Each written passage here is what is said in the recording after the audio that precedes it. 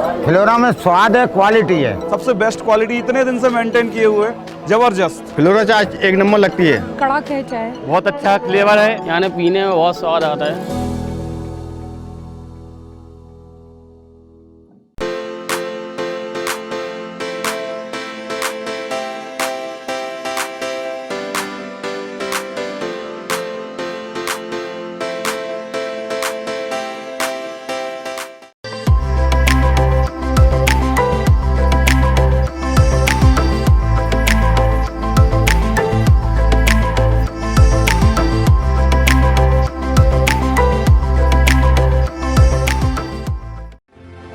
इस खबर के प्रायोजक हैं पूजा श्री डिटर्जेंट पाउडर व केक।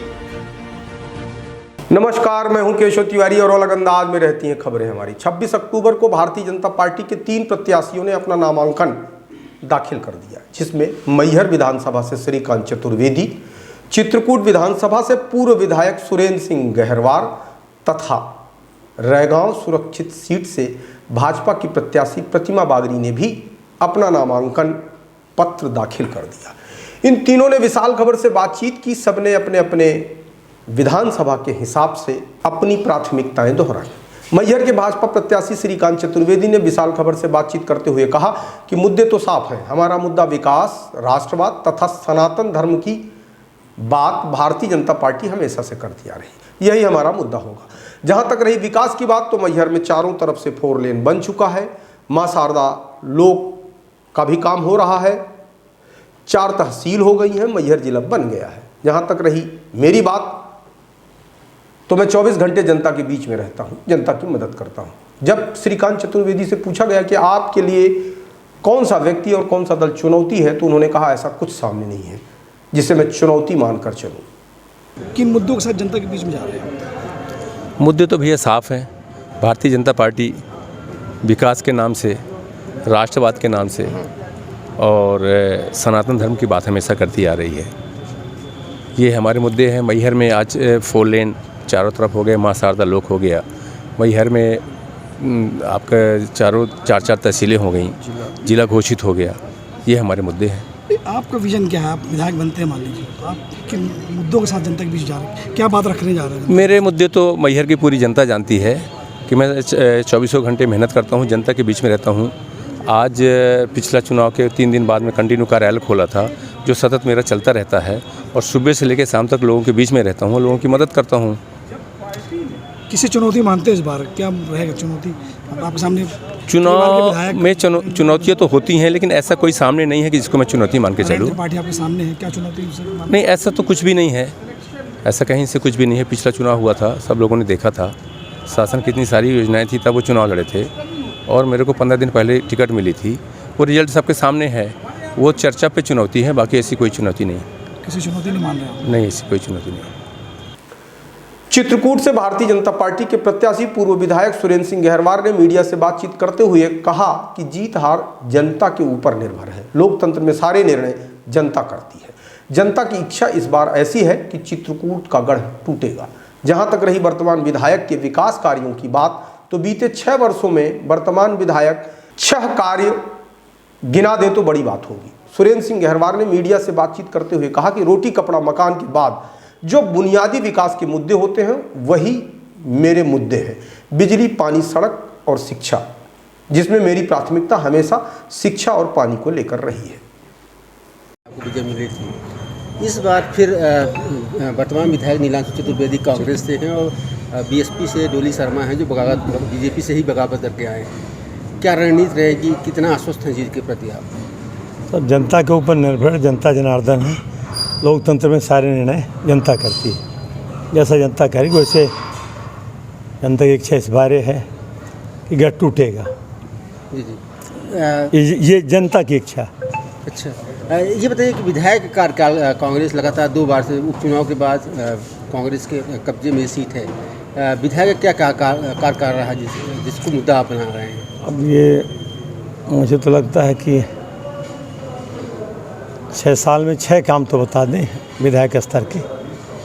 मैंने तो सैकड़ों से ज़्यादा काम किए अन्य अन्य क्षेत्रों में, तो 6 साल में तो बता दें क्या किए हैं। कुछ नहीं।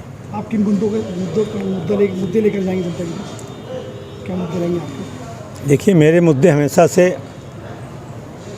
मूलभूत आवश्यकताओं, रोटी कपड़ा और मकान के बाद शिक्षा, स्वास्थ्य, बिजली, पानी और सड़क, इसमें 4 कामों पर विशेष रूप से मैंने ध्यान दिया।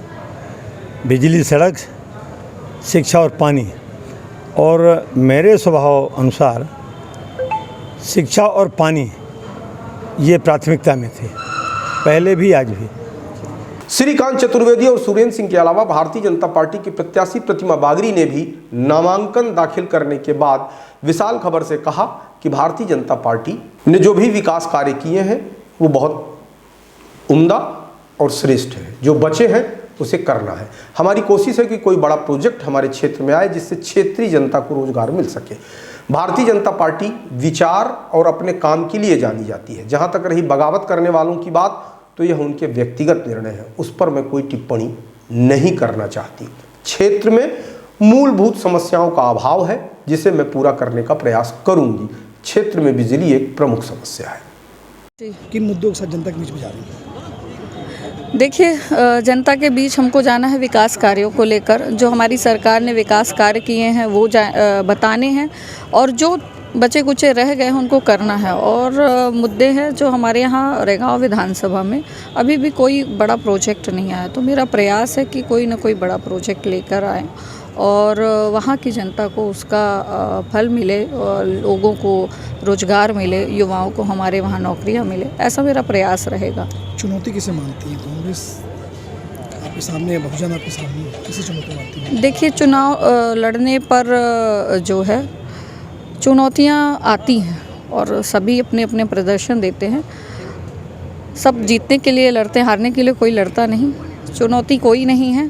भारतीय जनता पार्टी है, अपने कामों के लिए जानी जाती है और अपनी विचारों के लिए जानी जाती है। निश्चित तौर पर जनता का इस बार अभूतपूर्व प्रेम उनको मिलेगा, सहयोग मिलेगा, साथ मिलेगा, और भारतीय जनता पार्टी का झंडा वहाँ लहराएगा। और लोग भी टिकट मांग रहे थे, पार्टी ने आपको टिकट दिया। जी।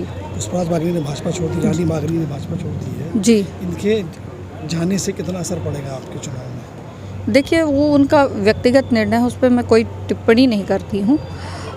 लेकिन जनता को विकास चाहिए है, काम चाहिए है, और जनता इसका निर्णय करती है। वो किसका चयन करती है, वो क्या करते हैं। पिछले 18 साल से भाजपा की सरकार रही, कितना विकास वहाँ पे हुआ, कितना बाकी अभी विशेष ऐसा कुछ कि वहाँ पे नहीं हो पाया जो होना चाहिए? देखिए, मूलभूत आवश्यकताओं की बात करें तो निश्चित तौर पर सरकार ने उस पर काम करते हुए बहुत आगे तक ले आया है और उनको पूरा करने का प्रयास किया है। लेकिन उनको कंटिन्यू रख पाने में थोड़ी कहीं असहजता होती है। उस असहजता को दूर करना है। सबसे बड़ी समस्या है बिजली की, जिसको सुलझाने के लिए अब बहुत सारे सब स्टेशन वहाँ पे अंडर वर्किंग प्रोसेस में हैं, और जैसे ही वो कंप्लीट हो जाएंगे तो वो समस्या का निराकरण हो जाएगा। बहुत बहुत धन्यवाद।